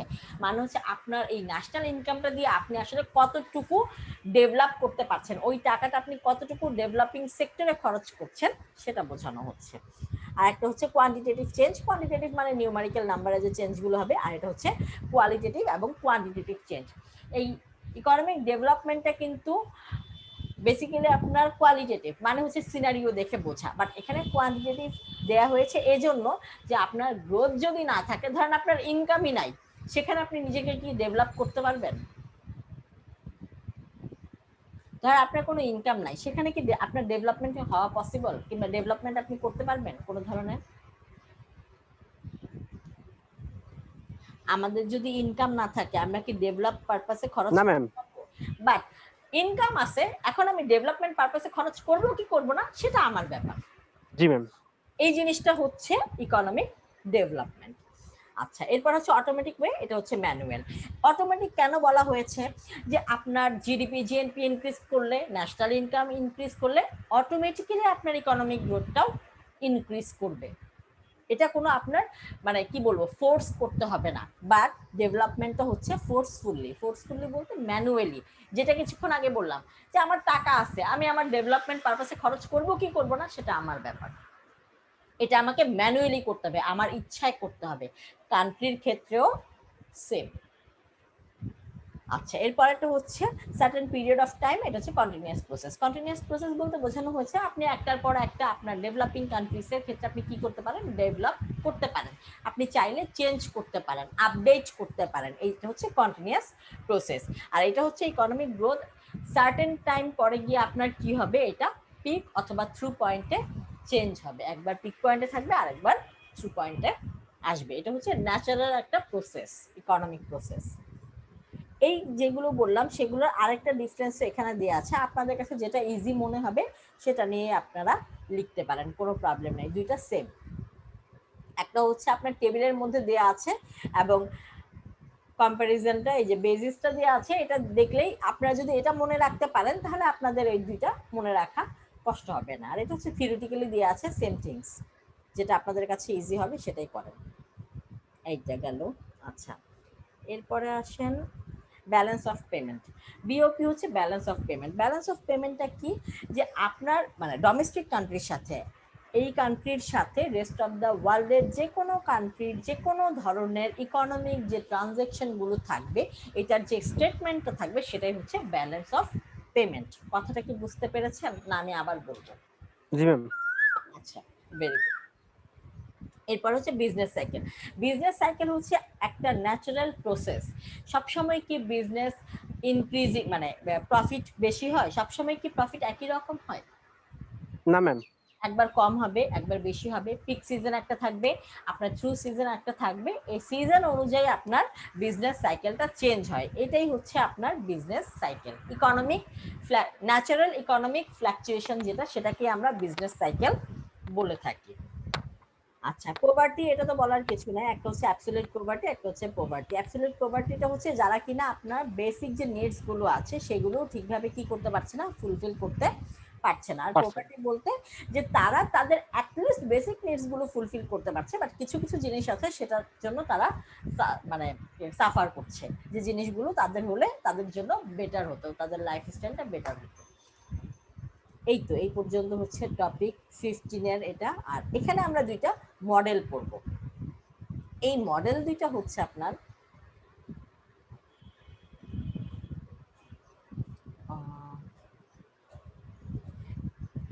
ইকোনমিক। ম্যাম, হ্যাঁ বলেন। ম্যাম এই হ্যান্ডআউটটা কি ম্যাম আমাদেরকে দিয়েছেন? হ্যাঁ আমি দিয়েছি, মনে একটু চেক করে আমাকে বলেন, নাহলে আমি দিয়ে দিব। এটা হচ্ছে আপনাদের হ্যান্ডআউটটার নাম হচ্ছে আপনাদের পার্ট অফ, আমি একটু দেখি আপনাদের বলে বলছি, পার্ট অফ দ্য টপিক 15 আমি দিয়েছি আমার যতটুকু মনে পড়ে। তারপরে আপনারা চেক করেন, চেক করে যদি দেওয়া না থাকে আমি দিয়ে দিব। দিয়েছি না? আচ্ছা, এখানে দুইটা আমরা গ্রোথ মডেল করব। নর্মালি কিন্তু এই ইকোনমিক গ্রোথটা কোন দেশে অ্যাপ্লাই করা হবে, যে দেশগুলো হচ্ছে আন্ডার ডেভেলপ অথবা ডেভেলপিং কান্ট্রিজ, যেন তারা ডেভেলপ কান্ট্রিজে পরিণত হতে পারে, যে হ্যাঁ কিভাবে আমি আন্ডার ডেভেলপ অথবা ডেভেলপিং কান্ট্রি থেকে ডেভেলপ কান্ট্রিজে পৌঁছাতে পারি। এখন এই যে মেথডগুলো, এই মেথড দুইটা আমরা দেখব। থিওরি অনেকগুলো আছে, আমরা স্পেসিফিক ভাবে এই দুইটা মেথড পড়ব। একটা মেথড হচ্ছে কি, রস্ট্র থিওরি অফ গ্রোথ মডেল। এই মডেলটা হচ্ছে রস্ট্র নামের একজন ইকোনমিস্ট, সে এটা ইন্ট্রোডিউস করিয়েছে। তার মতে ইকোনমিক ডেভেলপমেন্ট কিভাবে পসিবল, যেটা কিনা 5টা স্টেজ। তার মতে এই 5টা স্টেজ যদি কোনো কান্ট্রি ফুলফিল করে ফার্স্ট থেকে লাস্ট পর্যন্ত, তাহলে একটা কান্ট্রি আন্ডার ডেভেলপ অথবা ডেভেলপিং কান্ট্রিজ থেকে ডেভেলপ কান্ট্রিজ হতে পারবে। এটা হচ্ছে তার থিওরি। আচ্ছা, তার থিওরি মতে যদি আমরা দেখি, এখানে 5টা মডেল আছে, সরি 5টা স্টেজ আছে। এই 5টা স্টেজের প্রথমটা হচ্ছে কি ট্রেডিশনাল স্টেজ। ট্রেডিশনাল যে স্টেজটা, এই ট্রেডিশনাল স্টেজটা টোটালি আপনার কি বলবো, একদমই এগ্রিকালচার বেসড। এগ্রিকালচার বেসড বলতে যে এগ্রিকালচারের সেক্টরেও আপনার কোনো ধরনের কোনো সায়েন্টিফিক মেথড ইউজ করা হচ্ছে না, জাস্ট ন্যাচারালি যে প্রোডাকশনটা হচ্ছে সেই স্টেজটাকে ট্রেডিশনাল স্টেজ অথবা ট্রেডিশনাল সোসাইটি বলা হচ্ছে, যেখানে কোনো ধরনের কোনো সায়েন্টিফিক কি বলবো সায়েন্টিফিক মেথড অ্যাপ্লাই করা হয়নি, কোনো মানে জাস্ট ন্যাচারালি যে এগ্রিকালচার সেক্টরটা আছে সেখান থেকে যতটুকু প্রডিউস হচ্ছে সেটাই কনজিউম করছে এই সেক্টরটা, এই স্টেজটাই হচ্ছে ট্রেডিশনাল স্টেজ। এখান থেকে যে কিছুটা চেঞ্জ হচ্ছে, এই চেঞ্জটা কি? প্রিকন্ডিশনস টু টেক অফ। এখানে আপনাদের একটা ছোট মডেল রেডি করা আছে, এটা দেখেন তাহলে আরো ক্লিয়ার হবে। এই যে ট্রানজিশনাল স্টেজ যেটা, সেটা হচ্ছে কি স্পেশালাইজেশন সারপ্লাসেস ইনফ্রাস্ট্রাকচার। এখানে যে জিনিসটা বলা হয়েছে, আচ্ছা এখানে বার্টার সিস্টেমটা আমি আপনাদের বলেছিলাম না মনিটারি সিস্টেমে, যে আপনার একটা প্রোডাক্ট প্রয়োজন সেটা আপনাকে দেওয়া হবে, আর তার যে প্রোডাক্টটা প্রয়োজন সেটা আপনি তাকে দিবেন, বলেছিলাম না মনিটারি সিস্টেমে? না ম্যাম, এটা বলা হয়নি। আচ্ছা, এই যে ইন টার্মস অফ মানিতে আমি মনে হয় তাহলে স্কিপ করে গিয়েছি। এই যে মানির ডেফিনেশনে বলেছিলাম যে এখনকার সময় হচ্ছে এটা একটা কয়েন্স অথবা কারেন্সি অথবা একটা নোটস, যেটার বিনিময়ে আপনাকে, আপনি 10 টাকা দিলে কি আপনাকে 20 টাকা দামের কোনো প্রোডাক্ট দেওয়া হবে? না ম্যাম। 10 টাকা দামেরই দেয়া হবে। এটা হচ্ছে কি বিনিময় যে প্রথাটা ছিল, এখন হচ্ছে in terms of coin, currency অথবা স্পেশাল একটা নোট। বাট আগে ছিল বার্টার সিস্টেম, মানে হচ্ছে তার যে প্রোডাক্টটা প্রয়োজন আপনি তাকে সেটা দিচ্ছেন, আপনার যে প্রোডাক্টটা প্রয়োজন সে আপনাকে দিচ্ছে। এই সিস্টেমটা ছিল কি বার্টার সিস্টেম। আচ্ছা, এটা হচ্ছে ট্রেডিশনাল স্টেজ। যখন আপনার ট্রানজিশনাল স্টেজে গেল তখন সিচুয়েশনটা কি হলো, আগে মানুষ কি করতো যে আপনার যে কি বলবো আমার স্টেট অথবা রিজিয়নে যদি কোনো প্রোডাক্ট সারপ্লাস হচ্ছে সেটা আসলে সেল করার যে একটা সিস্টেম, সেই সিস্টেমটা ছিল না। এই সিস্টেমটা স্টার্ট হয়েছে, কিংবা কিছু ইনফ্রাস্ট্রাকচার চেঞ্জ করলে যে প্রোডাক্টিভিটি বাড়তে পারে, এই জিনিসগুলো স্টার্ট হয়েছে আপনার ট্রানজিশনাল স্টেজে। এরপরে যখন আপনি বুঝতে পারলেন যে না, ইনফ্রাস্ট্রাকচার যদি চেঞ্জ করা হয় এগ্রিকালচার সেক্টরে তাহলে প্রোডাক্টিভিটি বাড়া সম্ভব, এই স্টেজ থেকে টেক অফ স্টেজে হচ্ছে কি আপনার ইন্ডাস্ট্রিয়ালাইজেশন হচ্ছে, যে হ্যাঁ কিছু কিছু ওই ইনফ্রাস্ট্রাকচারে ইন্ডাস্ট্রিয়ালাইজেশন হবে, ইনভেস্টমেন্ট গ্রো করবে। মানে হচ্ছে ইন্ডাস্ট্রিয়ালাইজেশনের ক্ষেত্রে এটা বোঝানো হয়েছে, যদি কোনো কান্ট্রিতে ইন্ডাস্ট্রির পরিমাণ বেশি থাকে তাহলে প্রফিটের পরিমাণও বেশি থাকবে। প্রফিটের পরিমাণ বেশি থাকা মানে হচ্ছে সেভিংস বেশি হওয়া, সেভিংস বেশি হওয়া মানে হচ্ছে ইনভেস্টমেন্টও ইনক্রিজ করা। এই যে রিজিওনাল গ্রোথটা যদি আমরা কান্ট্রির পার্সপেক্টিভে বলি, সেটা আমরা এটা বলতে পারি যে একটা কান্ট্রিতে দেখবেন আগে যেটা ছিল ক্লোজড ইকোনমি, কোনো কান্ট্রির সাথে কোনো কান্ট্রির ট্রানজাকশন ছিল না, সেটা এক্সপোর্ট হতে পারে, ইম্পোর্টও হতে পারে। বাট এখন কিন্তু এই রিজিওনাল আউটলুকটা চেঞ্জ হয়েছে। সেটা কিভাবে? সেটা হচ্ছে যে আমার যে প্রোডাক্টটা সারপ্লাস থাকবে, মানে আমার দেশে এটা কনজিউম করার পরে এতটুকু সারপ্লাস বেঁচে যাচ্ছে, সেটা আমি অন্য দেশে দিয়ে কিন্তু আমি সেল করে আমি একটা আর্ন করতে পারি। আবার অন্য কান্ট্রি থেকে আমার দেশে যদি কোনো শর্টেজ থাকে, সেটা যদি আমার দেশে প্রোডাক্টিভিটি না থাকে, তাহলে আমি অন্য কান্ট্রি থেকে না আমার দেশের ডিমান্ড ফুলফিল করতে পারি। এই রিজিওনাল আউটলুকটাও চেঞ্জ হয়েছে টেক অফ স্টেজে। এরপরের স্টেজ হচ্ছে ড্রাইভ টু ম্যাচুরিটি, যেখানে কিনা আপনার অনেক কিছু ইনোভেশন বলতে বোঝানো হচ্ছে যে আপডেট টেকনোলজিগুলো ইউজ করা হবে। আপনার ইম্পোর্ট মানে হচ্ছে আপনার দেশের টাকা চলে যাচ্ছে, তো ইম্পোর্টটা কমিয়ে দিয়ে এক্সপোর্ট বাড়ানোর চেষ্টা করতে হবে, এবং হচ্ছে ইনভেস্টমেন্ট বেশি করতে হবে। আর একই সেক্টরে কি করা যাবে না, বারবার ইনভেস্ট করা যাবে না, সেখানে ডাইভার্সিফিকেশন আনতে হবে, যে না আমি এক এক জায়গায় এক এক ধরনের ইনভেস্ট করবো, তাহলে কি হবে এক জায়গায় যদি আমার লস হয়ও আরেক জায়গায় আমার কি হবে, প্রফিট হবে।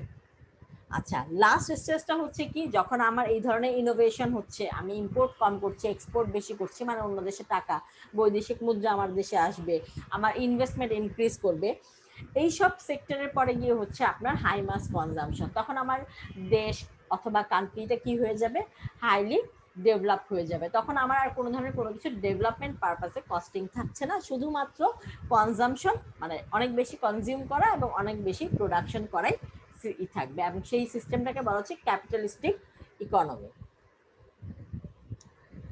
এই যে স্টেজগুলোতে কি কি বোঝানো হয়েছে সেটা কি বুঝতে পেরেছেন?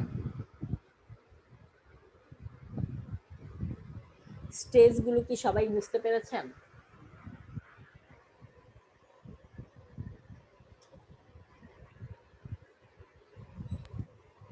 জি ম্যাম। আচ্ছা, তাহলে আমাকে বলেন তো বাংলাদেশ কোন স্টেজে আছে? জি ম্যাম। বাংলাদেশ কোন স্টেজে আছে?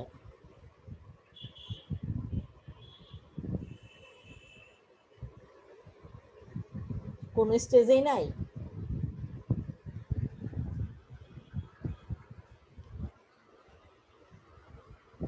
Third stage. Take off. জি ম্যাম। সবাই একমত?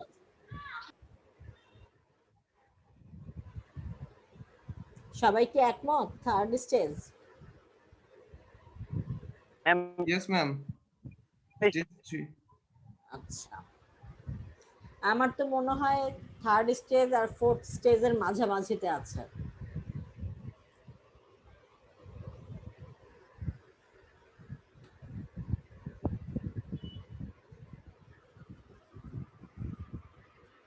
আচ্ছা, এরপরের যে মডেলটা সেটা হচ্ছে হ্যারোডোমার গ্রোথ মডেল। এখানেও ইকোনমিক গ্রোথ কিভাবে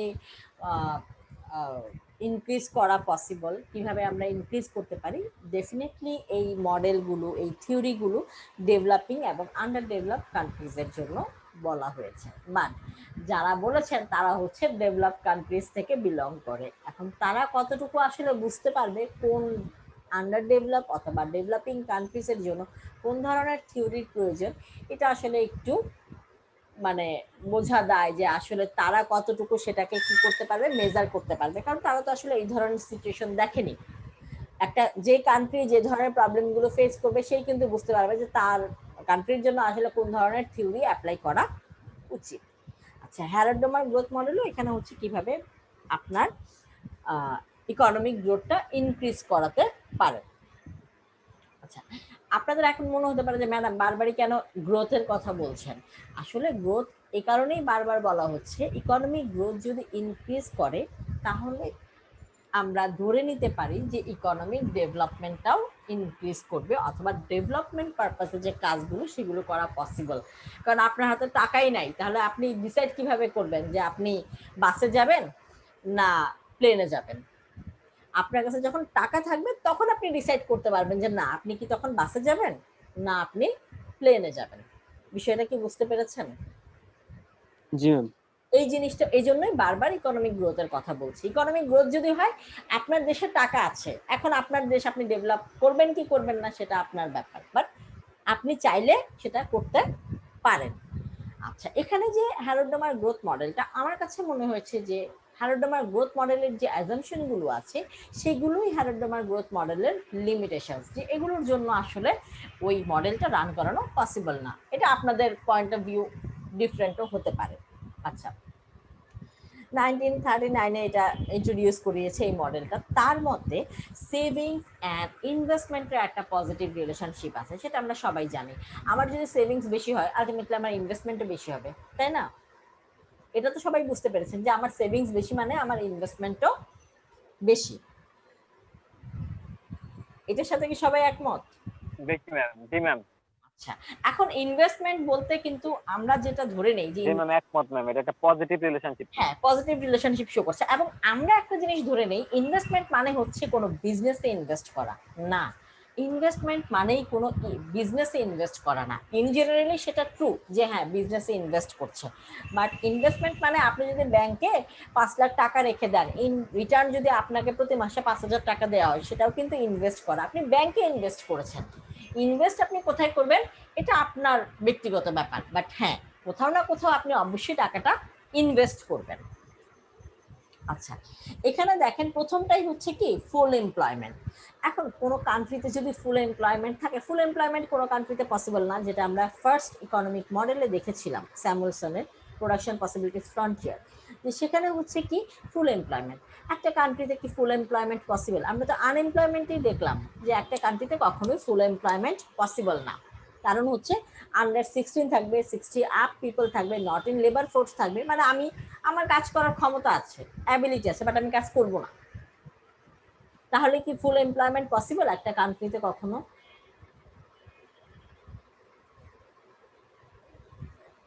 না ম্যাম। আচ্ছা, ধরে না ম্যাম, পসিবল না। হ্যাঁ, কিন্তু আমি ধরে নিলাম ফুল এমপ্লয়মেন্ট। যদি কোনো কান্ট্রিতে ফুল এমপ্লয়মেন্ট হয় তাহলে কি সেই দেশের গ্রোথ বাড়ানোর কোনো প্রয়োজন আছে? ইকোনমিক গ্রোথ বাড়ানোর কোনো প্রয়োজন আছে? কিংবা গ্রোথ বাড়ানো কি পসিবল? না, গ্রোথ বাড়ানো পসিবল। হ্যাঁ, বুঝি নাই হ্যাঁ, গ্রোথ বাড়ানো পসিবল। কিভাবে?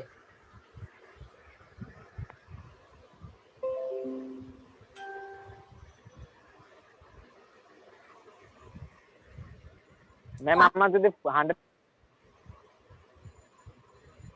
আমার গ্রোথ ম্যাম অটোমেটিকই বাড়বে ম্যাম। হ্যাঁ, কারণ হচ্ছে আপনি তো কাজ করছেনই, আপনার গ্রোথ আর কি বাড়বে? জি ম্যাম। ধরেন এখানে আমরা কয়জন আছি? 7 জন। ধরে নিলাম এই 7 জন নিয়ে একটা কান্ট্রি, এই 7 জনই আমরা সবাই জব করছি, সবাই ইন্ডিপেন্ডেন্ট। তাহলে আর গ্রোথ বাড়ানোর জন্য কোনো থিওরি অ্যাপ্লাই করার প্রয়োজন আছে যে কিভাবে গ্রোথ বাড়ানো যায়? আমরা তো অলরেডি ma'am। একজন জব করছি। এই যে থিওরির, যেটা আমি কিছুক্ষণ আগে বলেছিলাম যে অ্যাজাম্পশন গুলোই হচ্ছে লিমিটেশনস, এখানেই কিন্তু প্রথমটা দেখেন ফুল এমপ্লয়মেন্ট হতে হবে। আচ্ছা, কার যেন নেটে প্রবলেম হচ্ছে? কার? ক্লাস শারিয়ার জি ম্যাম, শাহরিয়ার ম্যাম, আচ্ছা, ও বের করে দিছে ম্যাম। কে বের করে দিল? আমাকে ম্যাম কয়েকবার বের করে দিছে ম্যাম, আমি আবার জি login ম্যাম, করেছি। আমার এখানে ম্যাম ইলেকট্রিসিটি নাই তো ম্যাম, 5টার সময় দিবে, এই জন্য ওরও ও সমস্যা আচ্ছা চলছে আচ্ছা বেশি। আচ্ছা আচ্ছা আচ্ছা, ঠিক আছে, আমি তো ভিডিওর রেকর্ড দিয়েই দিব, রেকর্ডিংটা একটু দেখে দিলেই হবে লাস্টে। আচ্ছা, এখানে আরেকটা জিনিস হচ্ছে ক্লোজড ইকোনমি। এখন কিন্তু কোনো কান্ট্রিতে ক্লোজড ইকোনমি পসিবল না। ক্লোজড ইকোনমি কোন কান্ট্রি অ্যাপ্লাই করতে পারবে? যে কান্ট্রি নিজে স্বয়ংসম্পূর্ণ। এখন স্বয়ংসম্পূর্ণ আপনি হলেন, আমি ধরেই নিলাম যে আপনার কান্ট্রির কাছ অন্য কোনো কান্ট্রি থেকে কোনো কিছু নিতে হবে না, বাট আপনার কান্ট্রিতে যেটা বেশি আছে সেটা সেল তো আপনি করতে পারেন, সেল করে আপনি ইনকাম তো করতে পারেন, আর্ন করতে পারেন। তা আপনি যদি ক্লোজড ইকোনমি অ্যাপ্লাই করেন তাহলে ইকোনমিক গ্রোথ কিভাবে হবে? ইকোনমিক গ্রোথ হওয়া কি পসিবল? মানে ইকোনমিক গ্রোথ হওয়া মানে ইকোনমিক গ্রোথ ইনক্রিজ করা কি পসিবল? আপনি অন্য দেশের সাথে কোনো ট্রানজাকশনই রাখছেন না, তাহলে তো না ম্যাম, টাকা পসিবল পাচ্ছেন। না ম্যাম। হ্যাঁ, এই যে লিমিট, যে অ্যাজাম্পশন গুলো, মানে হ্যারল্ড ডোমান ধরে নিয়েছে এইগুলো হলে ইকোনমিক গ্রোথ হওয়া পসিবল, ইনক্রিজ করা পসিবল। বাট আমরা যদি এই ধরনের অ্যাজাম্পশন ধরে নেই তাহলে সেটা তো লিমিটেশন হিসেবে কাজ করবে। আরো কয়েকটা বলি, এই যে এখানে দেখেন আপনার there are no changes in interest rate. Interest rate যদি কখনো চেঞ্জ না হয়, স্ট্যাগনেন্ট হয়, তাহলে কেউ ইনভেস্ট করবে? না ম্যাম, করবে না। ইনভেস্ট করবে না। সেটা আপনি লোন করে ইনভেস্ট করেন আর আপনি অ্যাজ এ সেভার ইনভেস্ট করেন, অ্যাজ এ বড়োয়ার আপনি ইনভেস্ট করতে চান, অ্যাজ এ সেভার আপনি ইনভেস্টমেন্ট করতে চান, আপনি চাইবেন ইন্টারেস্ট কম অথবা বেশি হোক, অ্যাজ এ সেভার হলে বেশি হোক, অ্যাজ এ বড়োয়ার হলে কম হোক। বাট যদি এটা স্ট্যাগনেন্ট থাকে তাহলে কিন্তু ইকোনমিক গ্রোথ ইনক্রিজ করা অথবা চেঞ্জ হওয়া পসিবল না। আচ্ছা, এটা তো আমরা দেখলাম। এখানে উনি যে মডেলটা দেখিয়েছে সেই মডেলটা হচ্ছে কি ইনক্রিজ সেভিং। সিম্পলি যদি আমাদের সেভিংস ইনক্রিজ করে, আমরা কিন্তু জানি আমাদের ইনভেস্টমেন্টও ইনক্রিজ করবে। আমাদের ইনভেস্টমেন্ট যদি ইনক্রিজ করে, লার্জ ক্যাপিটাল স্টক মানে হচ্ছে আমাদের যে প্রোডাক্টিভিটিটা সেটা ইনক্রিজ করবে। মানে ম্যাম, হ্যাঁ বলেন। ম্যাম ক্লিয়ার আসতেছে না সাউন্ডটা আপনার। ম্যাম, ওর নেট সমস্যা ম্যাম, আমরা ক্লিয়ার আপনারা শুনতে শুনতে পাচ্ছি। পাচ্ছেন? আচ্ছা, তাহলে আপনার ওদিকে নেটের প্রবলেম। লার্জ ক্যাপিটাল স্টক হচ্ছে যে আমি ম্যানুয়ালি প্রোডাকশন না করে অটোমেটিক ওয়েতে করলাম, মেশিনারিজ ইকুইপমেন্টস বেশি ইউজ করলাম, এগুলো ইউটিলাইজ করে আমার প্রোডাক্টিভিটিটা ইনক্রিজ করলো। আমার প্রোডাক্টিভিটি ইনক্রিজ করা মানে কি? আমার আউটপুট ইনক্রিজ করা। আমার আউটপুট ইনক্রিজ করা মানে কি? আমার ইনকাম ইনক্রিজ করা। আর আমার ইনকাম যদি ইনক্রিজ করে, আলটিমেটলি আমার সেভিংস তো ইনক্রিজই করবে, তাই না? জি ম্যাম, ইনক্রিজ করবে ম্যাম, সেভিংস ইনক্রিজ করবে। উনার মডেলটা কিন্তু খুবই ইজি, সিম্পল চিন্তা, যে সেভিংস ইনক্রিজ করলে আমার ইনভেস্টমেন্ট ইনক্রিজ করলো। ইনভেস্টমেন্ট যদি ইনক্রিজ করে তাহলে আমি ফার্দার যে ইনভেস্ট করব আমার মেশিনারিজ ইকুইপমেন্টস বেটার হবে। মেশিনারিজ ইকুইপমেন্টস যদি বেটার হয় আমার আউটপুট অথবা প্রোডাক্টিভিটি বেশি হবে। প্রোডাক্টিভিটি বেশি হয় মানে কি? আমার ইনকাম বেশি হবে, আর আমার ইনকাম বেশি হলে আমার সেভিংসও বেশি হবে। তার মডেলটা খুব সিম্পল, বাট তার যে অ্যাজাম্পশনগুলো ছিল সেগুলো একটু কন্ট্রোভার্সি ক্রিয়েট করেছে। যে আসলে আমি ক্লোজ ইকোনমি অ্যাপ্লাই করলাম, আমি ধরেই নিলাম ফুল এমপ্লয়মেন্ট, আমি ধরেই নিলাম ইন্টারেস্ট রেট চেঞ্জ হবে না, তাহলে গ্রোথ কিভাবে পসিবল? বুঝতে পেরেছেন? এই জি ম্যাম। হচ্ছে হ্যারল্ড ডোমার গ্রোথ মডেল। এই দুইটা মডেল দিয়ে ইকোনমিক গ্রোথ ইনক্রিজ করা পসিবল। এই হচ্ছে আপনাদের টপিক 15 পর্যন্ত, ঠিক আছে? এখন আমরা, আপনাদের ক্লাস হচ্ছে আগামী সোমবার, তাই না? জি ম্যাম। আগামী সোমবার আমরা একটা রিভিউ ক্লাস রাখি। আপনারা সবাই ma'am. একটু কষ্ট করে দেখে আসবেন, তাহলে হবে কি প্রবলেমগুলো সলভ করা পসিবল হবে। আমি বলছি না টপিক 8 থেকে 15 পর্যন্ত দেখে আসেন, কিংবা ইনস্ট্যান্ট যদি আপনাদের কোনো প্রবলেম মনে হয় সেটাও বলতে পারেন, কোনো সমস্যা নাই। এবং কয়েকটা টপিক দেখে আসেন যে হ্যাঁ আমি 4টা অথবা 5টা, এই 8 থেকে 15 অর্ধেক করে নেন, অর্ধেক করে 2 দিনে দেখে আসেন সবাই। তাহলে কি হবে, আপনাদের যে প্রবলেমগুলো থাকবে সেগুলো আমি সলভ করে দিতে পারবো। বুঝতে পেরেছেন? ম্যাম। জি জি ম্যাম। ম্যাম। ঠিক আছে, তাহলে আজকে এই পর্যন্তই থাকুক।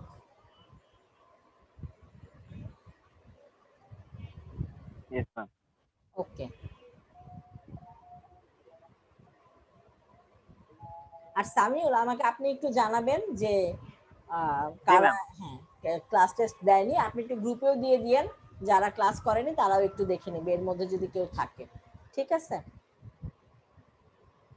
ওকে, তাহলে আজকে এই পর্যন্তই থাকলো, নেক্সট ক্লাসে ইনশাল্লাহ কথা হচ্ছে।